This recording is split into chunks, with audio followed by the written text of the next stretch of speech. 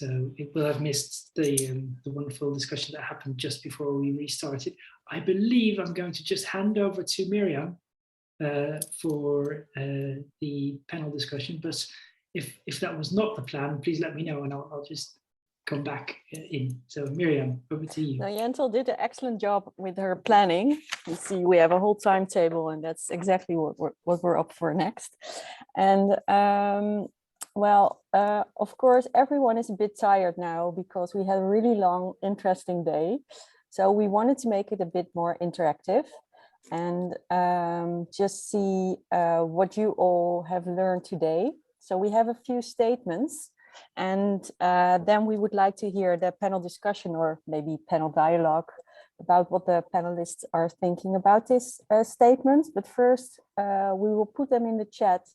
And the first statement is, Jentel will put it in the chat. To be impactful, citizen assemblies need a mandate from decision makers from the start. So if you agree with that, you can show your green item, and if you don't agree, you can show your red item. And then we would love to hear from the panelists why they say green or red. Graham is undecided. What's the question?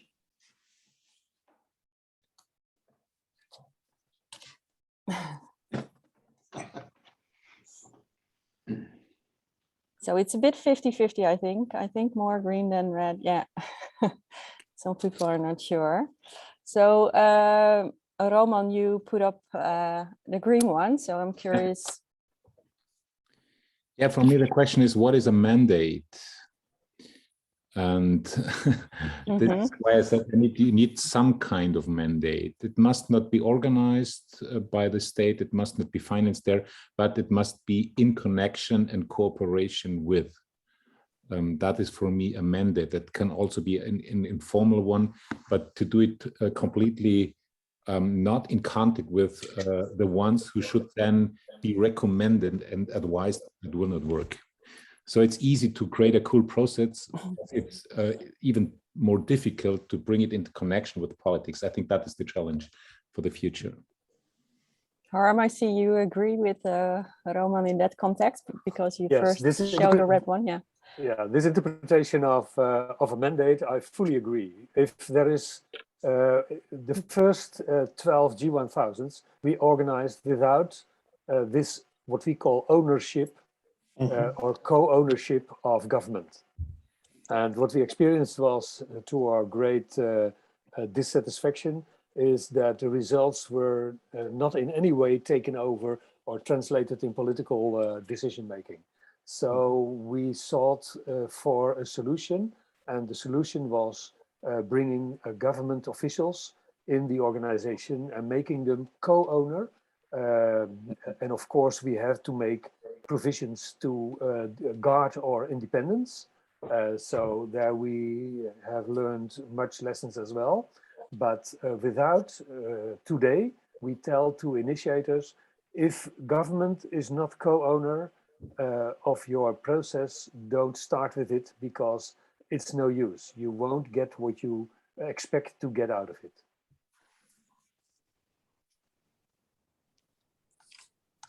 Hey, this is nice. We have something different, which it's not red, it's not green, but it does express the same. Sarah, do you have a comment on this or a thought?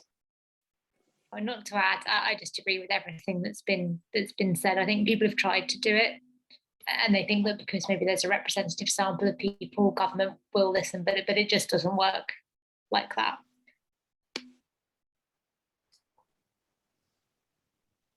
Björn, do you have a comment on that from your point of view? More or less the same. It's a kind of agreement, a mandate. You know, if you citizens do this, we politicians will do that. So its mandate is about bringing clarity to the process. Yeah, but this kind of clarity, like you put it forward now, brought us into awkward positions a few years ago, where the reaction of politicians was, okay, if you want us to do like that, we will bring the question back to a very little area where we don't think any threats come out of it. So to be able to have the whole of the problem into the room, which citizens want us to do, we had to leave out this kind of mandate. So that's why I showed the red. And we developed another strategy where we said, okay, the only thing we want from you politicians is to commit to take the results serious. And take them serious can mean two things. One is you accept the results and you translate them into political decisions. Or on the other hand, you tell us why you can't accept our outcomes. I mean, it's the same thing. I mean, Han. I mean, that's a clear, sort of quid pro quo kind of thing. Yeah. Okay. Yeah. Remco, did you want to add something? Well, I actually wanted to address Graham and see how he feels about some of the citizens' assemblies that have been organized explicitly without a mandate, but for the purpose of showing the potential of doing a citizens' assembly and showing what interesting results you can get on topics where politics is completely failing to reach a decision. So there was one on Brexit, and there is currently one being prepared on UK democracy. How do you feel about doing an exercise that explicitly hasn't got a mandate from decision makers? Yeah, there's there are two reasons why you might do it. One is purely for research purposes, and so lots of academics are running citizen assembly type things. I'm not doing that anymore because I think we kind of know enough about them, or we can do research around the edges of the ones that are happening. And so I get worried about too many researchers running these sorts of processes. The second is the kind of proof of concept. Sarah was actually the facilitator for Citizens Assembly, the lead facilitator, and Remco was a table facilitator. So they both have that experience now. If we look at what impact did it have on the Brexit debate, I would say none at all, nothing whatsoever. But what did it do in terms of opening the space for citizens' assemblies in the UK? I have to say, I was one of the organisers, so I'm going to be biased, but I've heard enough stories from people that said the fact that the Citizens' Assembly Brexit happened allowed us to do certain things. And I think, Sarah might say that from Involve. I'll be interested to know what she said. So there's a kind of proof of concept thing that happened. The other thing that is a slight problem, though, is that the Citizens' Assembly on Brexit was a 2 weekend thing, and almost all of the assemblies that have happened in the UK since then have been 2 weekends. There's a kind of path dependency thing, which is really frustrating. Actually, I think that's really problematic, and we could have had other different designs. And so there is a danger sometimes with those, but that's a sort of slightly separate thing. I did that because I just wonder if occasionally whether assemblies could be used by civil society as a counterpower. So where government or politicians aren't acting, but there's enough of a sort of broad-based coalition. And I was quite interested that Roman actually said green, because I think that the German assembly that's happening, has just happened, the one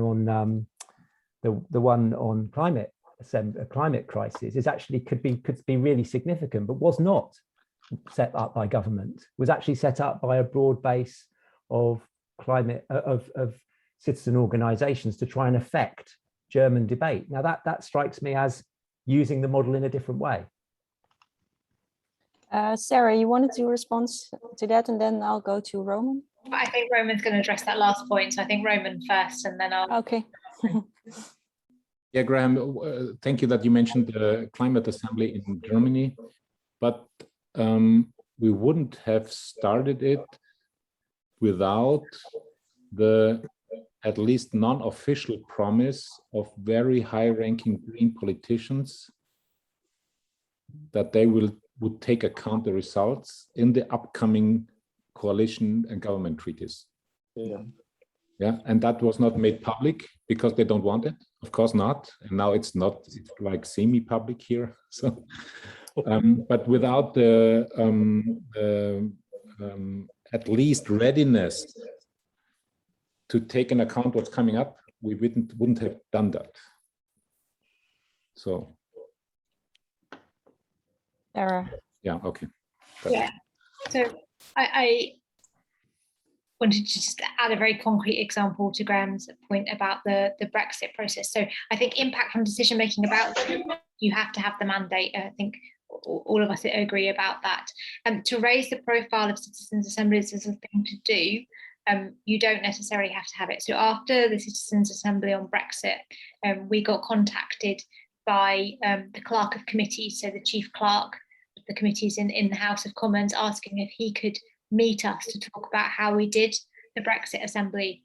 And I went to that meeting and we talked about it. And then I said, have you thought about doing one on social care funding, for example? And he said, well, that's very interesting. We've got a couple of committees who are just starting an inquiry on social care funding. And he introduced me to the clerks of those committees and I had a meeting with them. And then those clerks introduced me to the chairs of those committees and we had a conversation with them, and out came a tender for a citizens' assembly on social care. Now, there were probably other conversations happening behind the scenes as well. I don't want to say that this was the only thing, but that's a really concrete thing. We're doing a demonstration, it can lead through. And I think, Graham, you're right about the 2 weekend thing, but both Scotland's Climate Assembly and Climate Assembly UK were longer than 2 weekends. And I think it's a real budget issue still in the UK. So Climate Assembly UK was majority funded, not by Parliament. So Parliament put forward 120,000 towards it, but the rest came from charitable foundations. So they're still not at the place where people are kind of putting up the money for the longer weekends in England, and the UK institution is very different in Scotland at the moment. Thank you, Sarah. Well, because of the time, we're up for the second statement. So I'll just ask again to put it in the chat.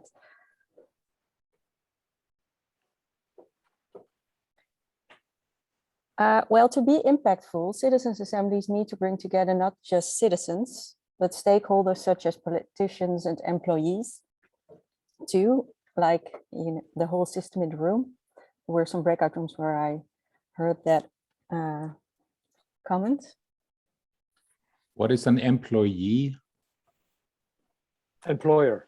Employer, that is, okay. Oh, sorry, employers. Yeah, sorry, I just. Okay. Oh,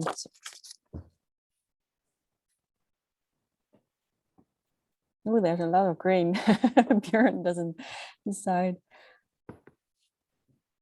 Both possible. Graham is saying the same. Yeah. Carrie's saying a really big red one. Andre, I'm really curious because it has a bit to do with what you were saying last morning. So oh, we can't hear you. So okay, and now? Yeah, nu wel. Yeah. Yeah, that indeed, it's also going back to the discussions that we had this morning. And we also noticed that in the different debates today, sometimes when we talk about Burgerberaden or the assemblies, especially think about governments and citizens. And that's basically the two parties we need to include in the process. But indeed, as citizens, we wear many different hats. You can indeed be just a human being, but on top of it, you might be an employer or an employee. You might have other stakeholders who are crucial if you want solutions that are impactful. So indeed, to make sure that the outcomes of the assembly is also actionable, I think it's a very important principle to include the different stakeholders that are relevant, to make them part of the process. So at least the other members can discuss whether they want to include that perspective or not, or how it can contribute to the solution. And maybe to challenge a bit, I also noticed today sometimes when we talk about including companies, that's a bit, there is some tension, because sometimes we have the perception that companies are the reason why we have certain problems and traditional government needs to solve it. So when we go indeed to the Burgerberaden, the assemblies, sometimes I noticed that people who are in the discussions today had the tendency to exclude companies because there's no trust with companies. Still, I believe even when there's no trust, I do think it's important to include them, their perspective, so at least it can be part of the discussion, and together we can decide in the assembly how it can contribute to the outcome. Thank you. Does anyone want to respond to that?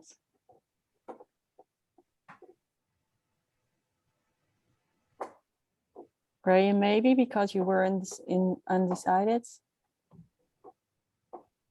No, you're still muted, sorry. Yeah. I've forgotten the question now.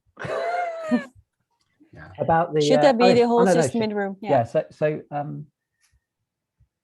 actually, the important thing about climate assemblies is they do bring those actors into the process, but they don't necessarily bring them into the room. I think there's sometimes a misunderstanding that stakeholders, etc., aren't part of the process. The difference between G1000 and citizens' assemblies is G1000 bring them literally into the room to deliberate alongside citizens. So it's a misconception to think that citizens' assemblies don't have them as part of the process. That would be a mistake. But I just think, I said this in my breakout group, that citizens deliberating together it has a different quality from the deliberation of citizens with lots of different actors who are holding particular positions.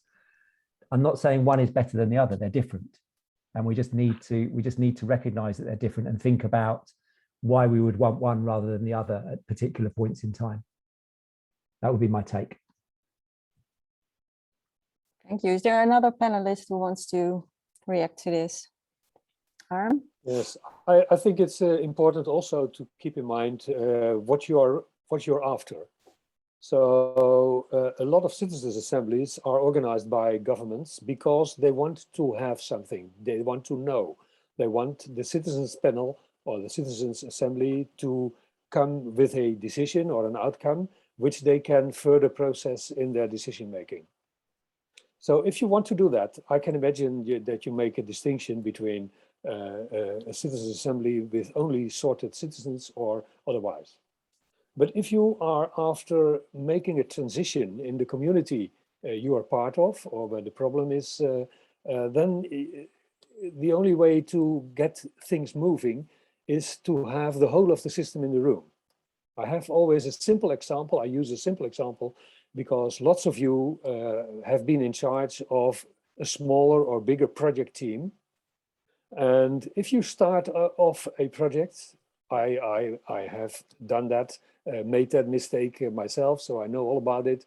And you forget one of the partners to invite for the first meeting, and who thinks he is unmissable or she is unmissable for the success of the project. You will have problems all of the rest of the project because you forgot him or her. This is a very basic human lesson you have to take into account when you want change. Don't go beyond anyone who has part in that change, and take them, connect them to your process, connect them to the things you're doing, and give the possibility of ownership, although you don't agree beforehand. I make a distinction when interest groups are or NGOs are in. NGOs and interest groups, we connect them to the process, but we don't take them into the room because they don't know about dialogue. They are there to defend their interest, and defending their interest is something completely different than participating in a dialogue and overcoming your own interest.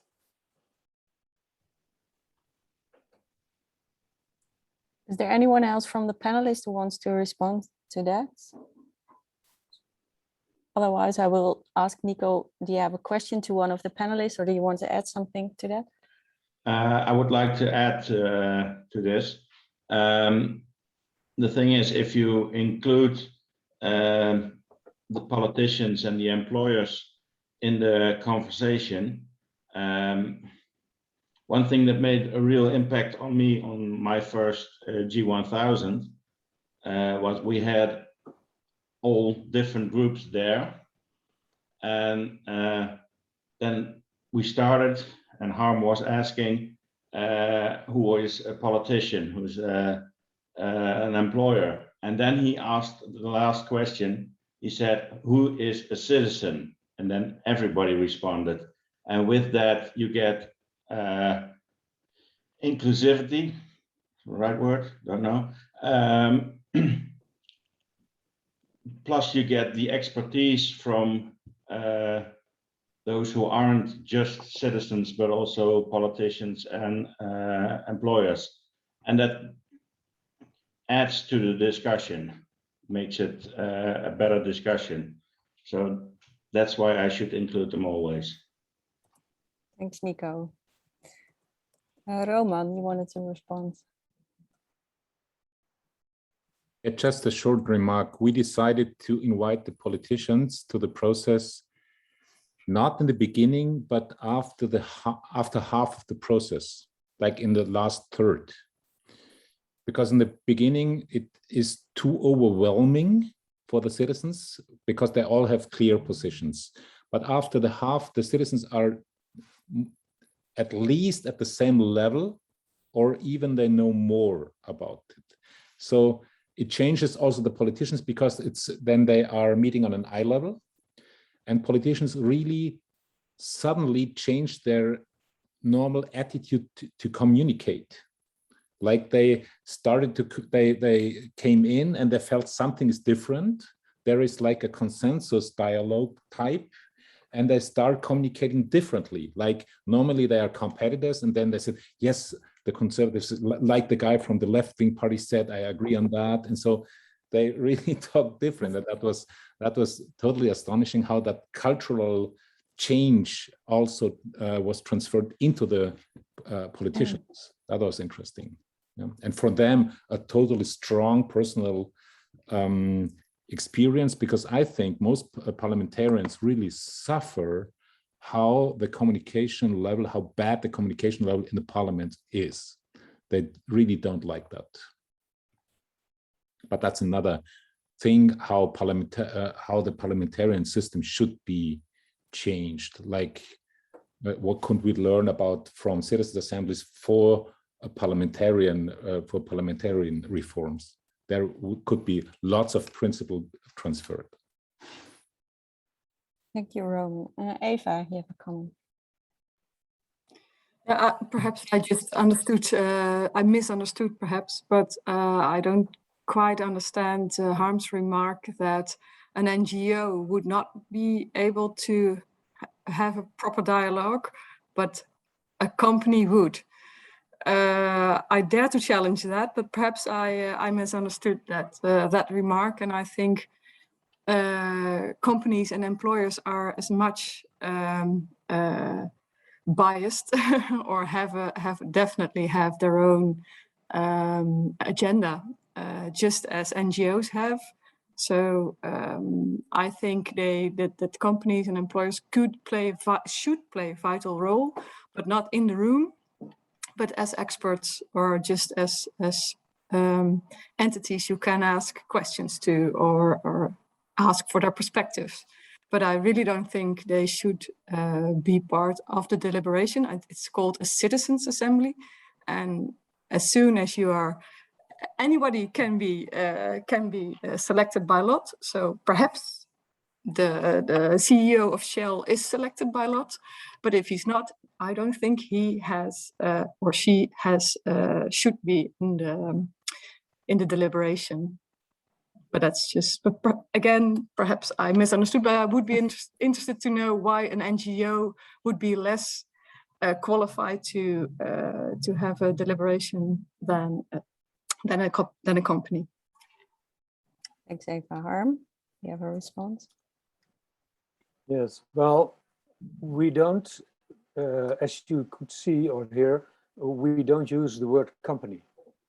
We use the word employer, and that is very precisely what we mean by it, because on one hand, we don't want to make a distinction between commercial and non-commercial employers. That's one thing. And secondly, we address companies here as in this context as the the people who we as a community have given the right to exploit our everything we own as a community. Because of that, we have to have them in the G1000 philosophy. We have to have them in the room, because if we want them to change, we have to engage them in the dialogue and build trust and directly, and try to have them move to another direction together with us, other citizens. Of course, I'm not now talking about professionals from employers or people from companies in the role of employer who we can address with this responsibility. Don't underestimate the power of companies to make changes if they are convinced that they should make them.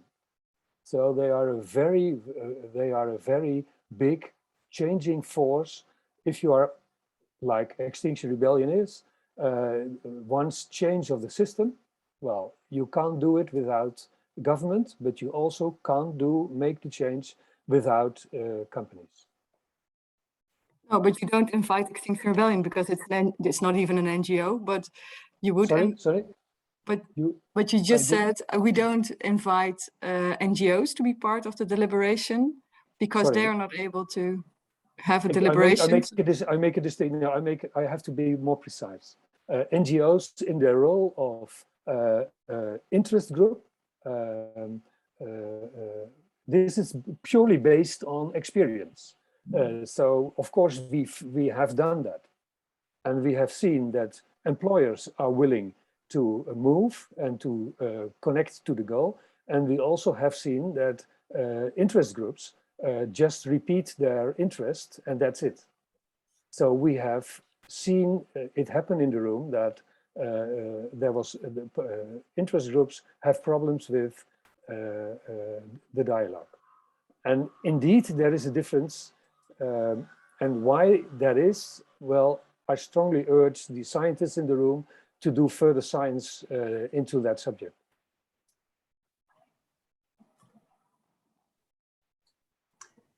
Ellen, can I contribute to this discussion? Yes, please. Please. Because also as a professor at the university, I do a lot of research in this area. And for me, the debate that we have is about the mindset of people. So indeed, for me, it's not first of all whether you're a representative of an interest group or a company or somewhere else. No, the point is, if you're only against something, you can listen to that voice, to that position, but that doesn't contribute to a solution. So also Alex Brenningmeijer this morning mentioned, instead of asking the question, what are you against? The question that is impactful is, but how can we create solutions? And that's a different mindset, a different orientation. And indeed, in practice, I do notice that orientation with many different people, also the employers that we talk about and other people. And from an empirical point of view, that certain people or the certain NGOs might be very fixed in, well, we are against this. And then you ask, okay, why? Well, that's not the point. We are just against it. Well, then you still have the right that you can deliver that argument. But in order to move towards a solution, I think it's very important that in order to earn the right that your voice is heard, you also need to be able to explain it, to show it, to contribute, well, to this question, how can we create solutions together? Roman, you wanted to add something to that? Yeah, just a very simple thing. I agree on that what Harm said, not in principle, but by also experienced. And I think it's very simple. As member of an NGO, you don't speak for yourself. You speak for the organization. And that they often do. And so they can't change only within the corridor of the positions of the organization. So that is one reason. And I personally know that when I speak somewhere and I'm convinced from the enemy, so to say, so you can't say, yes, okay, you convinced me, and I throw back what I 30 years said to all the others. So a little bit it's like that. Thanks. Well, Eva, a short response, and then we go to the next statement. Right. I think there are two different discussions going on. It's whether the fact whether an NGO should take part in the deliberations or not, and whether the company or employer should take part. I think it's also a discussion on whether a citizens' assembly should consist only of citizens, and whether an NGO is only against the certain things. I think it's not that relevant. That's part of exactly of their position. But you could argue the same for a lot of companies, that they only have their own benefit at heart. So of course they are welcome as experts, as people who provide a certain perspective or provide a certain viewpoint, but not in the deliberations itself. I think that should really be only should be the citizens. But that's, well, perhaps that's it's a different question. And I think it's a very dangerous thing to make to say NGOs no, but employers yes. I think it's a sliding scale. Thanks, Eva. Well, we have one more statement. Unless there's someone has to respond to this, but otherwise we'll go to the next one or to the last one. Oh, it's already in the chat. Citizens' Assembly should be called whenever traditional democratic institutions fail to reach a decision to resolve an issue.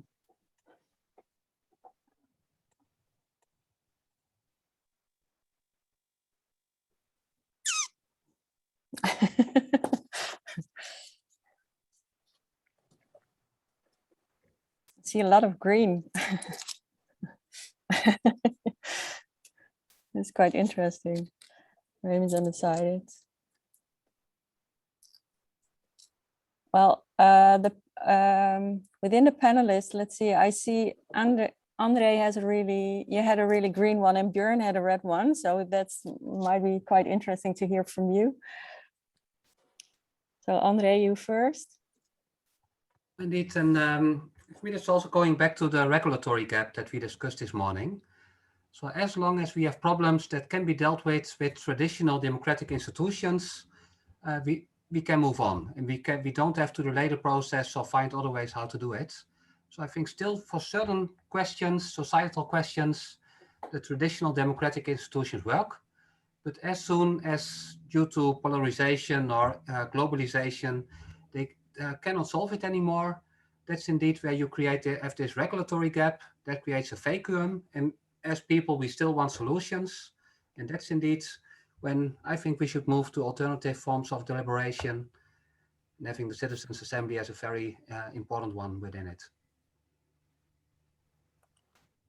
Well, Björn, I'm curious about your response. I think I actually agree with you, Andrea. I think my reason for raising the red flag is a more nerdy comment, namely the precise citizen participation method to be used. So again, I mean, if the task is, or the political impasse is, that you have two clear policy choices to choose from, a citizen assembly, in my opinion, is not the way forward, because that is an agenda setting mechanism where citizens are empowered to set their own agenda. But rather, for example, a citizen jury, where they can hear different evidences for and against a certain policy choice, and then make their verdict. So it's not an argument against citizen participation. It's just to say that different citizen participation methods fit with different policy situations. So I mean, Sarah, it could be like I mean, if the impasse is total, you know, and nobody knows where to go, I mean, then you could say, okay, then we need a citizen assembly to come up with a completely new solution. So it all depends on the policy context. Sarah, you want to respond?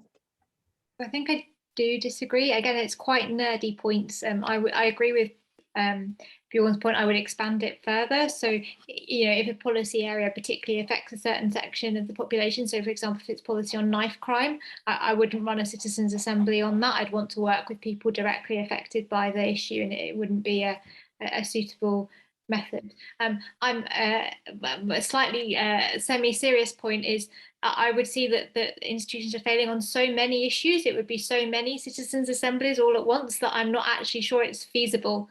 Would be one point. And then two others. So I think that we were saying that, you know, you need a mandate from decision makers for these things to be impactful. So it might be that traditional decision makers, institutions are failing on an issue, but it doesn't necessarily follow that politicians are willing to get involved and to listen to what the Citizens' Assembly is saying. And we've just said that you shouldn't have a Citizens' Assembly unless politicians are willing to do that. So again, like I would caution just holding one if there's no political appetite to listen. And then the third thing is that there are other conditions that make it suitable, a bit like that last one, that make it suitable or not to hold a citizens' assembly. And I think a really good example to illustrate one of those other conditions is Brexit. So at the point the Remain side of the Brexit debate in the UK were calling for a citizens' assembly, there was absolutely no way that anybody from the Leave side of the argument was going to cooperate with that citizens' assembly or endorse it, and it would have been impossible to hold that citizens' assembly in a fair and balanced way, either in terms of the people who spoke to it or in terms then of kind of who took part from the citizenry, because the Leave campaign would have come out against it. So I think there are a variety of other conditions that need to be in place for something like this to be successful. So Graham, I saw your hand raised as well. I was just going to reinforce what Sarah was saying, particularly her first point. There are certain types of questions that are not suitable for a random selection of the population, and which are actually should be a target, should be a, you know, which will be target. I'm thinking here of, you know, general health policy makes sense, but if you're talking about a decision about the experience of diabetes care, then you actually want to be talking to people who've got diabetes. You don't need to be talking to the rest of us. So it depends on the type of decision. And of the knowledge. If nobody has the knowledge to make a good decision, it isn't useful. Zinvol. Hoe noem je dat?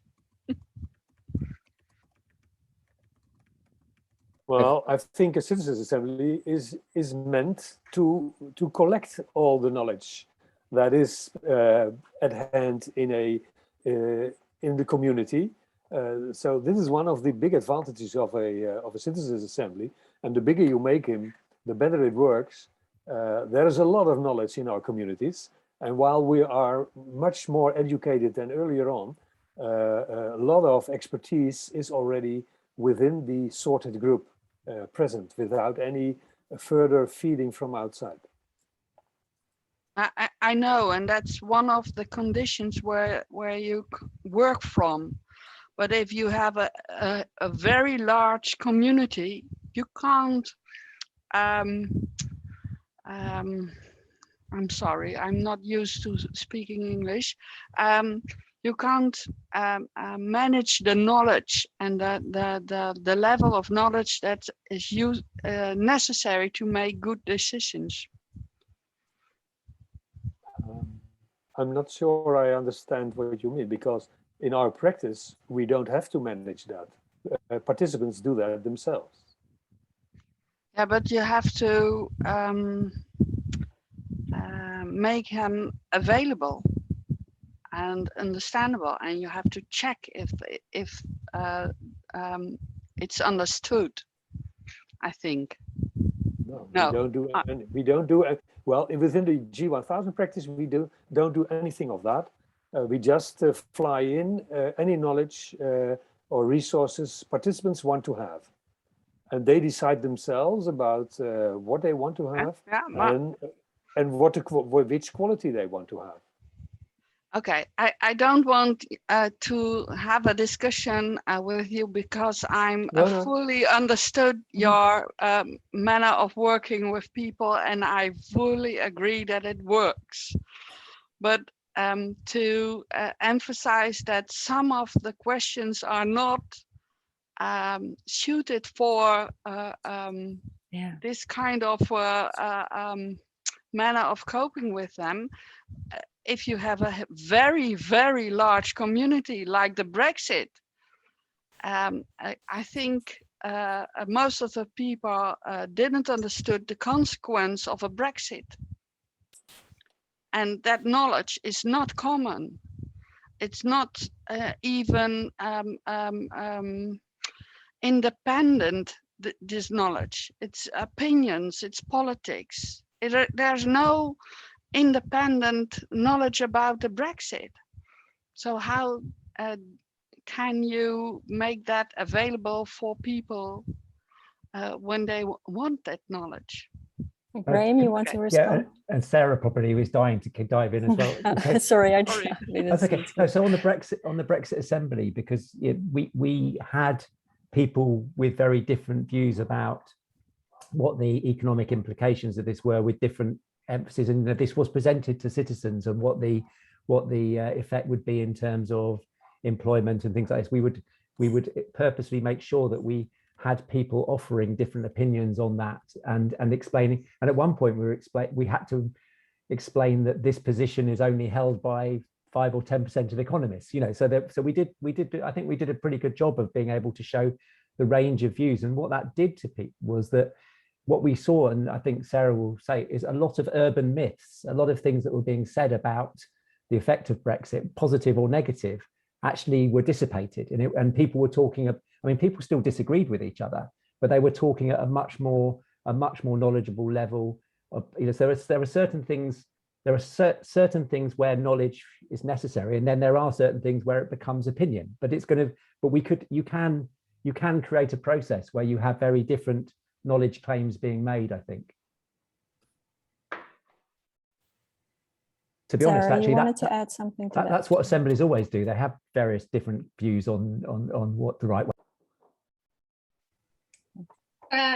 No, not particularly. I think Graham addressed it well. I think there's a myth also going around about the Brexit Assembly that it dealt with all of Brexit, which isn't true. It looked at just Graham's laughing. It just looked at views on migration and views on trade, and not many of the other issues. But there is factual information. Like, a lot of people who don't live in Northern Ireland aren't aware of the border situation there. You know, a lot of polling around Brexit in the UK professed that people had opinions about the single market and the customs union. Actually, most people have no idea what the single market and the customs union are. So there is, you know, that there is a level of information, and then it's about, you know, putting forward the different perspectives and allowing people to make their own decisions. And we started the Brexit Assembly with asking people what they valued about the UK now, I think, Graham, and then also what they wanted to be able to value about it in X years' time. So it's getting at that level of values and then letting them sort of apply that to the different positions and statements that they heard. But the Assembly wasn't about whether we should Brexit or not. It was specifically what Brexit should look like in relation to trade and migration.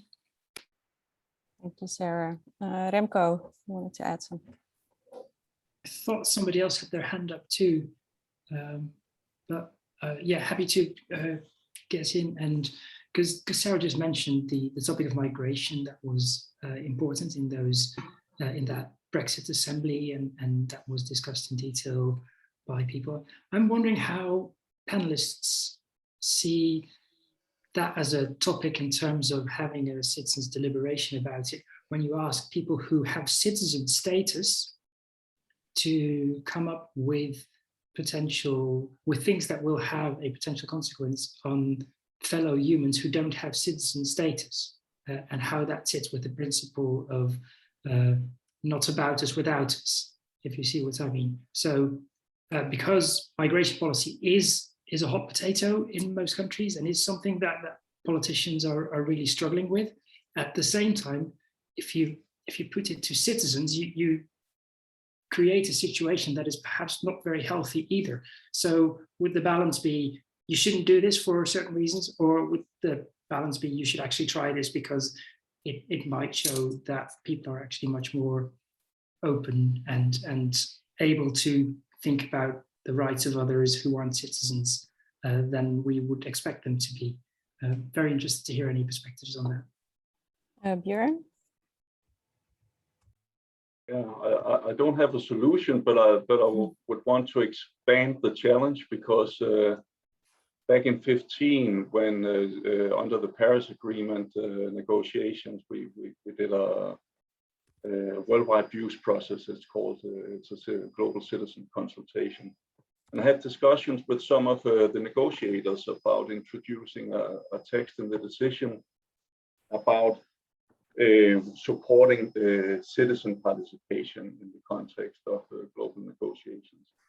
And a lot of them say, oh no, we can't do that, because citizen, then it means something else legally in those negotiations. I had similar conversations with the ILO that said, no, we can't call it citizen participation. What about all the non-citizens? And I sort of got stuck after that and thought, what then do we call what we're doing? Do we call it people participation? Sounds a bit silly. So I'm not sure how to deal with it exactly. It didn't answer your question. I'll let others do that. Roman, maybe you have an answer. Yeah, from a democratic viewpoint, all people, all inhabitants, everybody should be invited. That is the common ground. And also for the first assembly we did on democracy, we decided just to come in and not to overwhelm everybody, to focus on people over 18 with citizenship. So, but that is a strategic argument and not a principal argument. And so you have to deal with that. And you also get other people not in, like homeless people, yeah, or ill people. And so you always have the possibility to bring them in as experts, to bring that viewpoints in. That minority you don't get in, you bring as betroffenen, that means as citizens experts or minority experts, I think, like that. You bring them in, yeah. So that is my point of view. And you can lower the age. You can at least start with 16, or I would even say 14 is okay. Thanks, Roman. Sarah. Yeah, I think it's a really interesting question in lots of ways, actually. So, like Roman said, so I think the Citizens' Assembly on Brexit was the first one we'd done in the UK, and it was recruited based on people eligible to vote in the UK general election, because that was the electorate for the body that was making the decision, and it was kind of a strategic thing so that the politicians who it was sort of aimed at saw it as legitimate. I don't think we've done any like that since, maybe one, but certainly now, unless there's sort of any strong objection from the people who were doing it with, we do age 16 plus permanent residents, so still not including refugees. So I think there's a couple of things there. There's a couple of things about, so the Brexit process covered more than one issue. So that's something to think about. But I'd say, there's always a question about how you open up, who should be in the CA.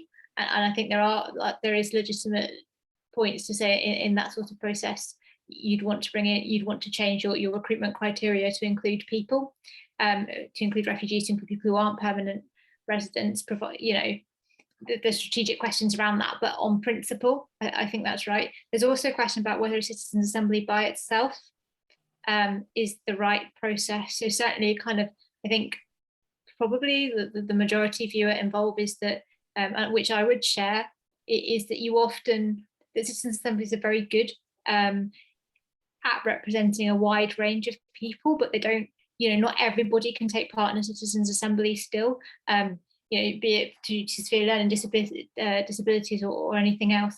And not everyone may feel equally comfortable expressing a viewpoint in a citizens' assembly if you know, they feel like there's as much racism in the assembly as there is in society, for example. And so sometimes you need a process alongside citizens' assembly to work more in detail with a particular community and create a safe space for them to share their views. So it's quite interesting. It's quite a similar conversation to the one we had in our breakout room, actually in a different way, about the inclusion of farmers in a process. And I think there's different ways of doing it, but I do think, you know, depending on the subject, it really needs looking carefully at. Thanks, Sarah. Well, we have only 5 minutes left, so if Graham and Björn want to keep it short, then we can round up for today. So Graham, are you just yeah? Keep it short. I'm an academic. I can't. Yeah, I know, but I'm So- here as well. So, yeah, so just very quickly, I think it's really unfortunate they're called citizens' assemblies, because most of them are actually, as Sarah said, residents or, you know, some other category. I would really wish they were called people's assemblies, but that's actually being used as there's another technology that is a people assembly. I've said in the breakout group, it's really hard sometimes to get refugees and migrant communities to respond to letters. So you've already got people to respond to the sortition process. So you've already got a kind of exclusion there, which is problematic. And I think there are arguments around the climate assembly that you should be including broader, you know, the people who are going to be affected by the decisions that are made in the UK. Theoretically, I buy that. Practically, I would never be able to convince the government that they should have representatives who aren't from within their population. So personally, I think you can deal with issues like migration. I think they've just got to be dealt with carefully, and they've got to be structured carefully. thank you, Graham. Björn. Yeah, just a quick reference to a project called FETA, Fair Energy Transition to All, which King Bolang Foundation and others are financing. And what that does is it makes focus groups in different countries, and we do it in Denmark with vulnerable groups to understand, you know, their view on potential climate impacts and climate policies.